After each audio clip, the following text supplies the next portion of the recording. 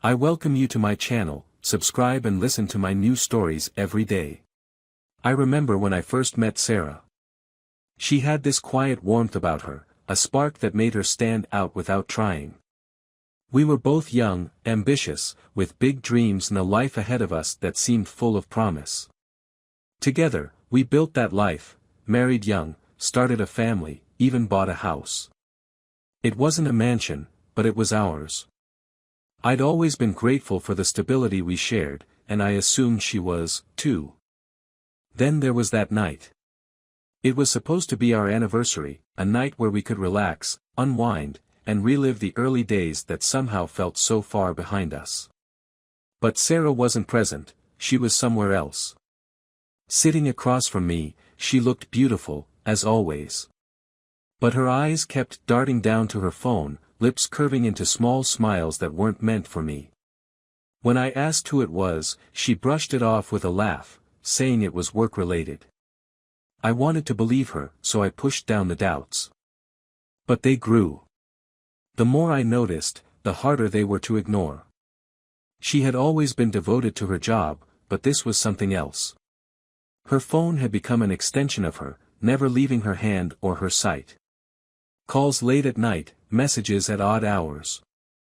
I'd hear her footsteps pacing downstairs after I went to bed, and in the morning, she'd give some excuse about needing space to think or clear her head. It gnawed at me, the idea that my wife might be hiding something. One night, I couldn't resist any longer. She'd left her phone charging in the kitchen and went to take a shower. My hands trembled as I picked it up. I hated feeling like a snoop, but every nerve in my body was screaming at me that something was wrong. I opened her messages, scrolling down until I saw a name I didn't recognize, Matt. My heart sank as I skimmed the texts, watching her words betray everything I thought I knew about us. Can't wait to see you again, one read, followed by a picture of her, smiling in that same easy, warm way she used to smile at me. Tonight was amazing. Wish I could stay longer, read another. I put the phone down, breathing hard, my mind struggling to wrap itself around what I had just seen. I wanted to scream, confront her, maybe even throw something just to release the anger building up inside me. But then I stopped myself. Reacting now, I realized, wouldn't change anything. She'd deny it, twist it into something small, something I was overreacting to. No, if she had gone this far, if she thought I'd never know, she'd be prepared to cover her tracks. And I was going to be ready when she did. The next morning, I played the part of a man blissfully unaware.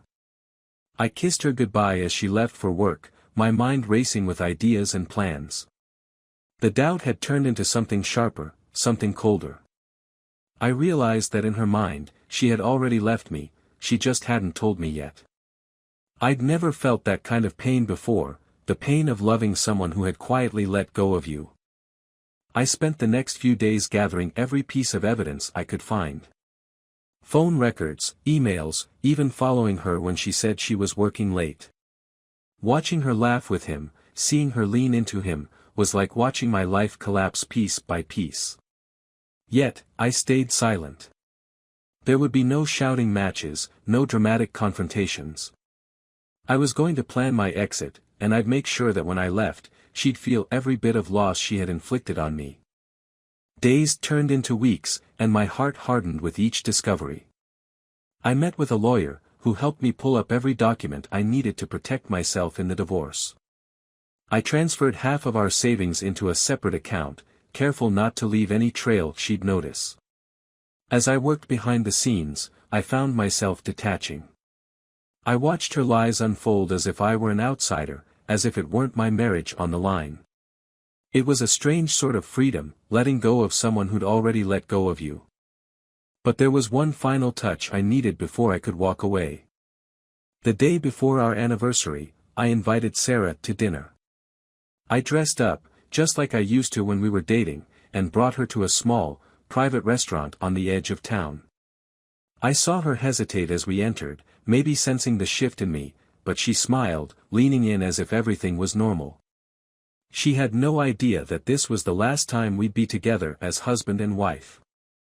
We sat across from each other, and I listened as she talked about work, our kids, her plans for the future. It felt surreal, watching her act like nothing was wrong, like she hadn't been living this double life.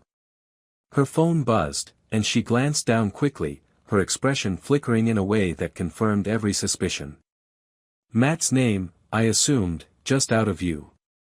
I felt a twisted sense of satisfaction knowing that, soon, she'd have no reason to hide anything anymore. I waited until the plates were cleared, until we were sipping the last of the wine. Then, calmly, I took a deep breath and looked her in the eyes. "Sarah," I said, my voice steady. "I know about Matt." For a second, her face went pale, her mask slipping as the truth caught up with her. She stammered, trying to piece together some excuse, but I held up a hand, stopping her. "No more lies, Sarah," I said quietly. "I've seen it all. The texts, the dinners, the late nights. I know everything." Her shoulders slumped, the fight leaving her as she realized there was nothing left to say. She started to cry, mumbling apologies, but they fell flat. I had rehearsed this moment in my head, and I knew what came next. I kept my voice calm as I laid it all out for her, the separation, the divorce papers, the prenup that would ensure she'd leave with little more than her personal things. The hardest part was leaving the restaurant, walking away from the woman I'd built my life around, knowing that the person I loved no longer existed in the way I thought she did. But as I stepped into the night, I felt a strange peace wash over me, a freedom I hadn't felt in years. The next morning felt like the beginning of a new life, but not in the way I'd ever imagined. I left the house early, before Sarah was even awake, to give myself time to process the weight of the decision I'd just made. The air outside was cool and damp, the early light casting a pale glow over everything, almost like the world was holding its breath with me. I stopped by a coffee shop near my office, a quiet place where I could gather my thoughts. Sitting by the window, watching the world wake up around me, I replayed the events of the night before. Sarah's shocked, then defeated expression when I told her I knew about Matt was seared into my mind. I expected satisfaction, some vindictive relief, but I felt mostly empty. It was as if the years we'd spent together, every small moment in shared memory, had faded overnight. Back at the office, I threw myself into work, trying to keep my mind from wandering. My co-workers greeted me as usual, oblivious to the fact that my life had just shifted in ways they'd never understand.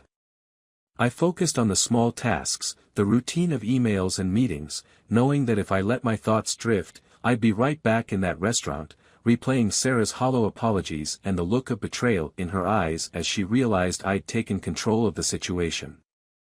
That afternoon, I had an appointment with my lawyer, Jessica. She was a no-nonsense kind of woman, efficient and direct, which was exactly what I needed. Her office was in a sleek building downtown, with wide windows that looked out over the city. She welcomed me with a professional smile, gesturing for me to sit.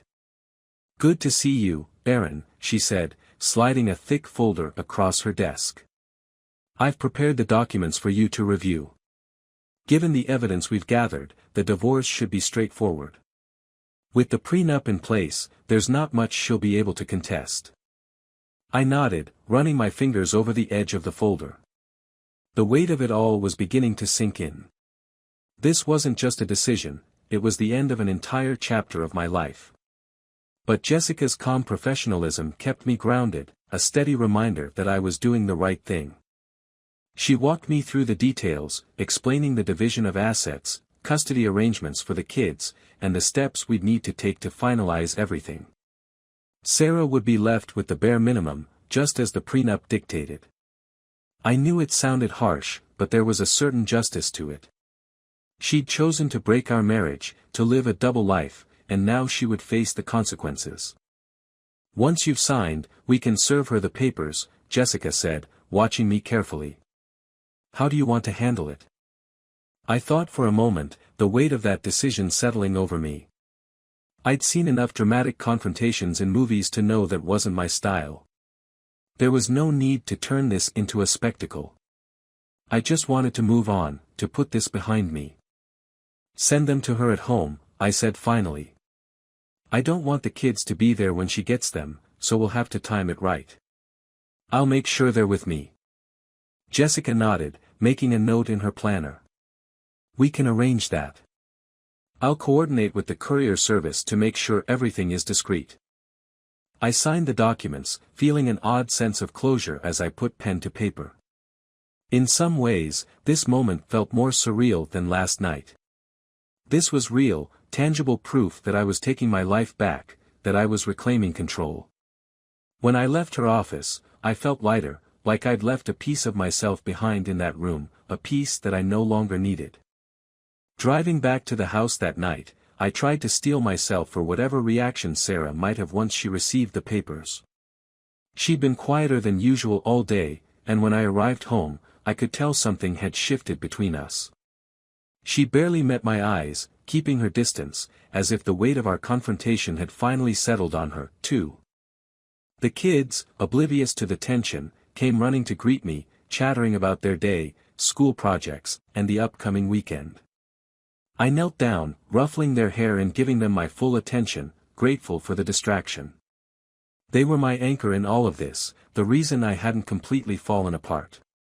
Seeing their innocence, their unshaken belief in the world, reminded me of everything I was doing this for. After putting the kids to bed, I found Sarah in the kitchen, nursing a glass of wine. She looked tired, her eyes puffy, and I wondered if she'd spent the day thinking about everything we'd said last night. She glanced up as I walked in, her expression a mixture of guilt and something I couldn't quite place. "Aaron," she said quietly, setting her glass down. "I want you to know that I never meant for any of this to happen." I stayed silent, leaning against the counter, waiting for her to continue. "I got caught up in something that wasn't real," she murmured, her voice barely above a whisper. "I thought it was harmless. I didn't think it would go this far." The words felt hollow, rehearsed, as if she were reading from a script she thought might save her. I could tell she was trying to explain, to justify her actions, but it only made me feel colder. "Harmless?" I repeated, the word tasting bitter on my tongue. "You think sneaking around with someone else was harmless?" She flinched, looking away. I was lost, Aaron. I thought maybe. I don't know. I thought maybe I needed something different." There was no anger in my voice, no raised tone. I simply watched her, my silence pressing down on her until she couldn't meet my gaze. "You had something different," I said evenly. "You just didn't want it with me." I saw the flicker of realization in her eyes, the dawning understanding that this wasn't something she could talk her way out of. The weight of what she'd done seemed to settle on her shoulders, and for the first time, I saw genuine regret in her expression. "I'm sorry," she whispered, her voice barely audible. I didn't respond, turning to leave the room. There was nothing left to say. She'd made her choices, and I was done letting them dictate my life. That night, as I lay in bed, I felt the emptiness settle around me. There was no satisfaction, no vindication. Just a hollow ache that reminded me of what I'd lost. The person I'd shared my life with, the woman I thought I knew, was a stranger now, and there was no going back. The next few days were a strange limbo, a quiet countdown to the moment when Sarah would receive the divorce papers. I stayed busy, focusing on the kids, making plans for the future, anything to keep my mind from the turmoil beneath the surface. Each morning, I woke up feeling a little stronger, a little more resolved. The anger had faded, replaced by a quiet determination to move forward. Finally, the day came. The papers were scheduled to be delivered while I had the kids with me for a day trip to the coast. I took them to a quiet beach, letting them run free, their laughter mingling with the sound of the waves. For a few hours, I felt almost normal, like the life I'd left behind was a distant memory. By the time we returned home, I knew she would have read them. My heart pounded as I pulled into the driveway, bracing myself for whatever reaction awaited me. Sarah was sitting on the front steps, her face pale and drawn. She looked up as we approached, her eyes red-rimmed, and I knew she'd seen everything. The reality of what she'd done had finally caught up with her. I took the kids inside, giving them a snack and settling them in front of a movie. Then I stepped outside, closing the door behind me. Sarah looked at me, her eyes filled with a desperation I'd never seen before. She opened her mouth to speak, but no words came out. For a moment, we just stared at each other, the silence stretching between us. Finally, she found her voice. "Please, Aaron," she whispered, her voice breaking. "Please, don't do this. I'll do anything. Just, don't leave me." But her pleas fell on deaf ears. My mind was already made up. There was no going back, no salvaging what she had broken. This was the end, and I was ready to start again, even if that meant leaving her behind in the life we'd once shared. I woke up the next morning, surprised at how calm I felt. The silence between Sarah and me had deepened into something final, like a wall that neither of us could cross. There was a new tension in the house, a quiet acknowledgement that everything had changed. As I got dressed, I caught a glimpse of myself in the mirror and almost didn't recognize the man staring back. I looked tired, maybe older. But there was something else there, too, a resolve I hadn't seen before. Sarah was already up when I went downstairs, making breakfast for the kids as if nothing had happened. But her movements were stiff, her gaze distant. She didn't look at me, and I didn't try to make small talk. There was no point in pretending anymore. The kids sensed something was off, too, watching us with curious eyes. I knew they didn't understand yet, and a pang of guilt settled in my chest. They hadn't asked for any of this, and it wasn't fair that they'd be caught in the middle. But I'd made my decision, and now it was time to follow through.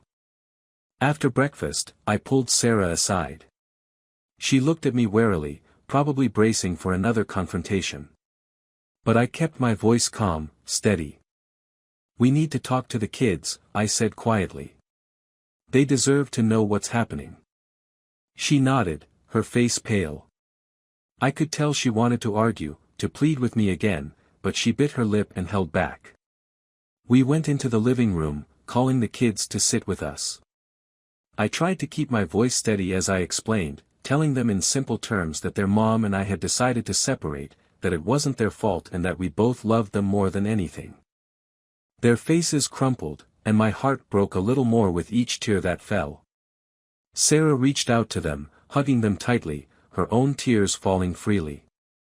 I wanted to comfort them, too, but I held back, feeling like an intruder in my own family. Afterward, I packed a small bag and told the kids I'd be staying with a friend for a few days. It was easier this way, less confusing for them. I wasn't ready to leave for good just yet, but I knew I needed some space to figure out my next steps. As I turned to go, Sarah followed me to the door, her expression desperate. "Aaron, please," she whispered. "Don't do this. We can fix it. I can change." But her words sounded hollow, like a promise she didn't know how to keep.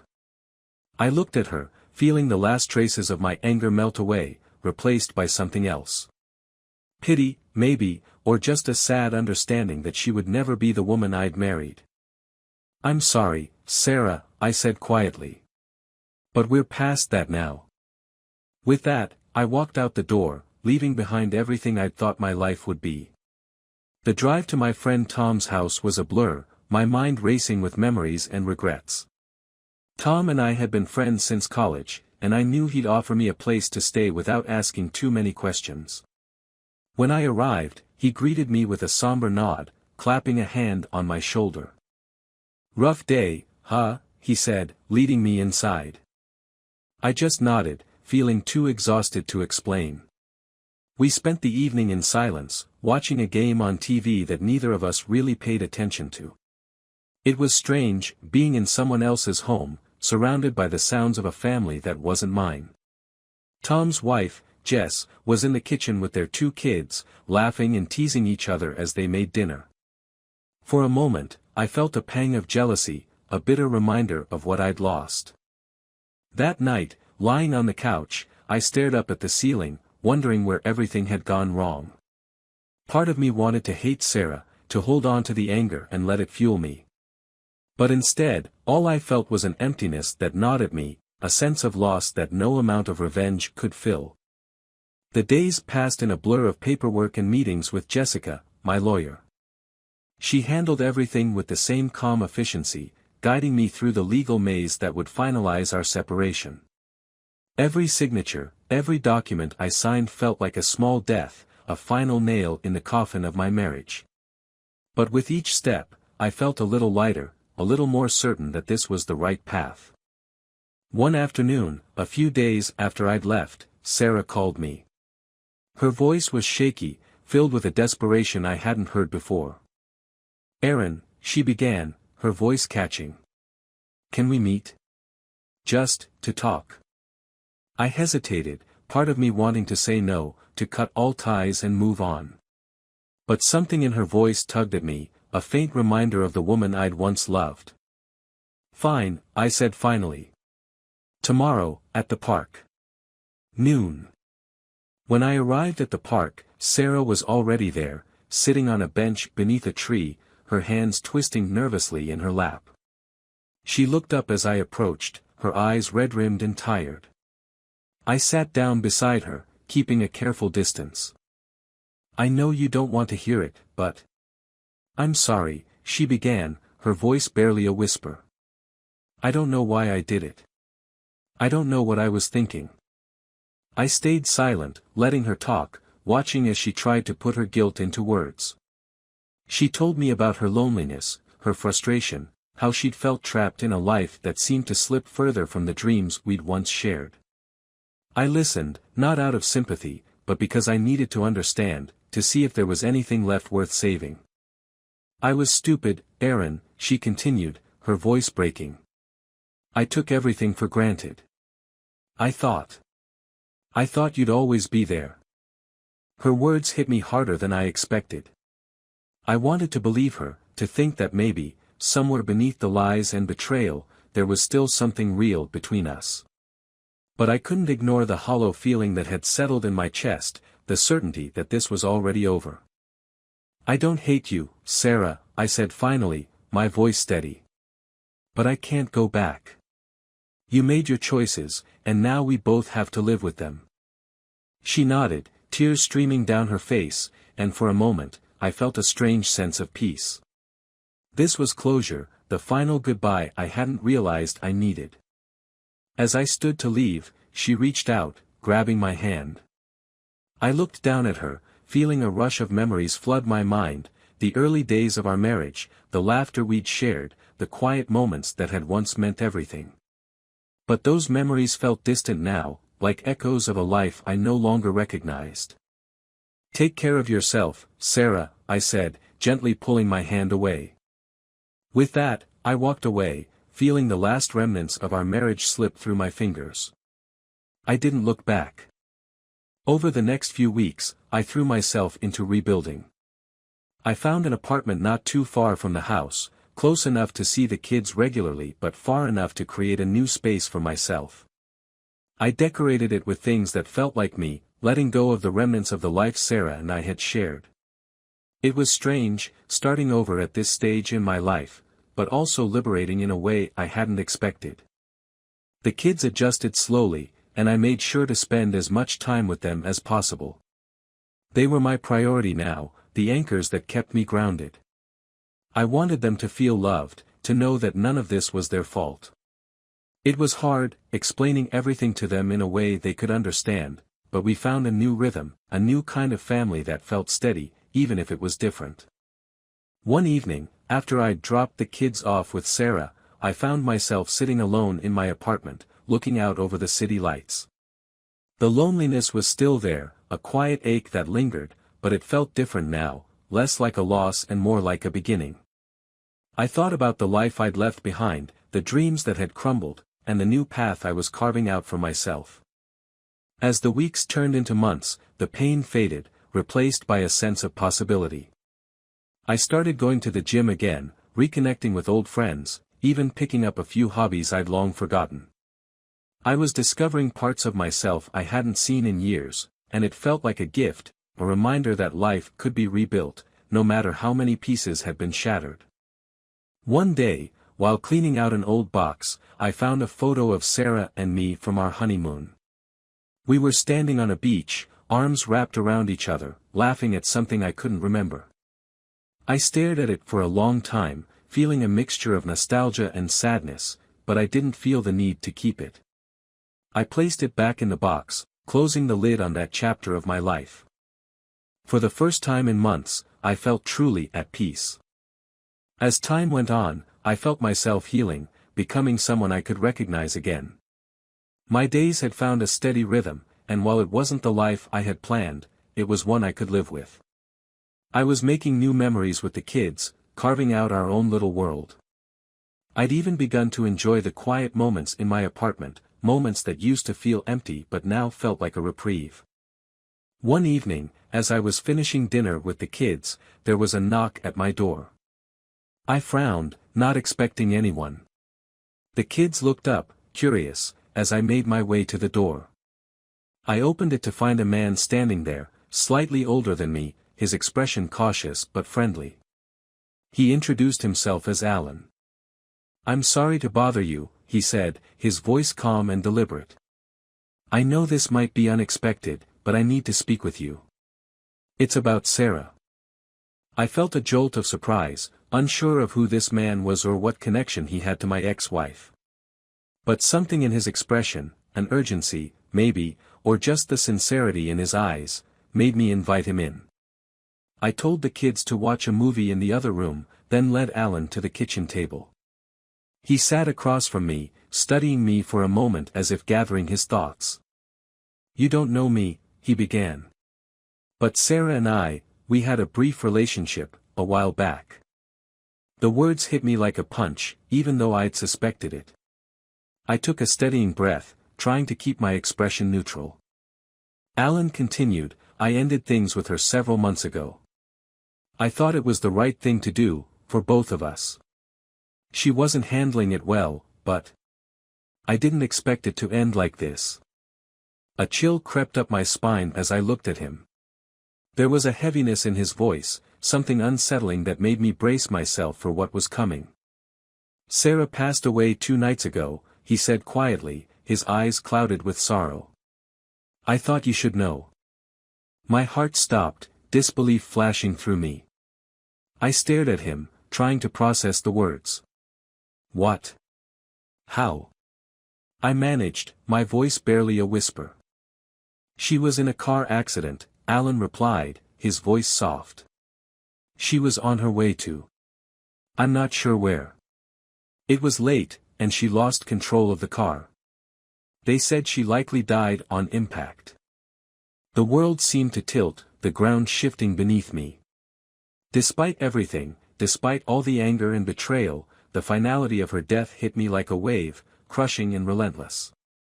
Memories of Sarah flooded my mind, the good ones and the bad ones blending together, painting a portrait of a woman I had once loved, a woman I'd built a life with. Alan looked at me, sympathy in his gaze. "I'm sorry to tell you like this. I just thought you'd want to know." I nodded numbly, unable to speak. A silence settled over us, heavy and uncomfortable, until Alan finally rose to leave. He paused at the door, hesitating, as if there was more he wanted to say. "There's one more thing," he said, his voice low. "After we ended things, Sarah and I spoke once more. She told me about a journal she kept, one she'd been writing in for years.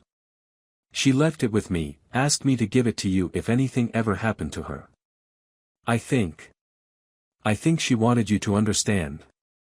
He reached into his bag, pulling out a worn leather journal, and handed it to me. I took it, feeling its weight in my hands, as if the pages themselves were heavy with things I couldn't yet comprehend. Alan gave me a sad smile, then left, leaving me alone with the journal and 1,000 questions. I waited until the kids were in bed before I opened it, my fingers trembling as I turned the first page. Sarah's handwriting stared back at me, familiar and somehow foreign. She had started the journal long before our marriage had begun to unravel, back when we were still happy. The early entries were filled with dreams, memories of our early days together, plans for the future. But as I kept reading, I saw the shift, the slow, painful transformation of a woman who felt lost, trapped, uncertain of who she was anymore. I read about her struggles, the loneliness she couldn't voice, the fears she felt but kept hidden. She wrote about feeling invisible, about wondering if we were still in love or just coexisting. And then, finally, I reached the pages where she wrote about Matt, the affair, the guilt that gnawed at her every time she looked at me. She hadn't just documented her actions, she had examined them, questioned herself, torn herself apart in the process. She knew what she was doing was wrong, and yet she couldn't stop, driven by a need she didn't understand. Toward the end of the journal, there was an entry written just days before our final conversation in the park. It was raw, almost frantic, as if she were desperate to explain herself, to leave something behind that I could understand. "Aaron, I know I've ruined us.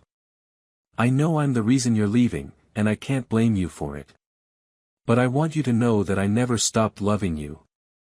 Maybe that sounds hollow after everything I've done, but it's the truth. I got lost somewhere along the way.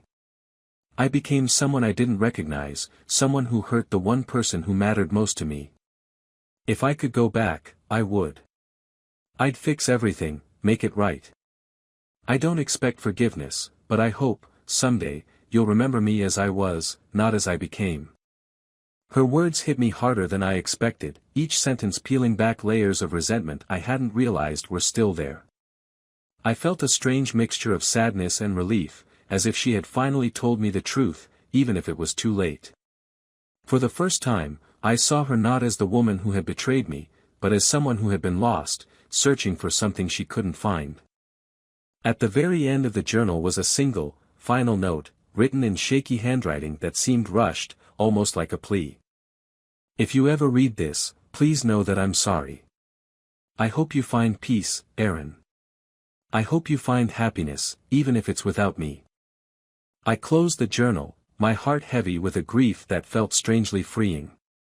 Her words lingered in my mind, an echo of the love we had once shared, and I felt the faint stirrings of forgiveness, a fragile hope that maybe, in some way, we could both find peace. The next morning, I took the journal and placed it in a drawer, a quiet acknowledgement of the past, of the life we had lived and lost. I spent the day with the kids, watching them play, listening to their laughter, and for the first time in a long time, I felt a sense of calm. I had said goodbye to Sarah in the way I needed to, in a way I hadn't known I could. Later that evening, as the sun set, I stood by the window, watching the colors fade across the sky. I felt the weight of the past begin to lift, replaced by a quiet resolve to move forward. Sarah's death had taken something from me, but it had also given me something unexpected, a chance to heal, to forgive, to let go of the pain that had kept me anchored to a life I no longer needed. In the end, I knew that I would carry her memory with me, but not as a burden. She was part of my story, and even though it hadn't ended the way I'd hoped, I could finally see the beauty in what we had once shared. And as I looked out into the fading light, I knew that I was ready to start again, a fresh chapter, guided by the lessons of the past but no longer bound by them.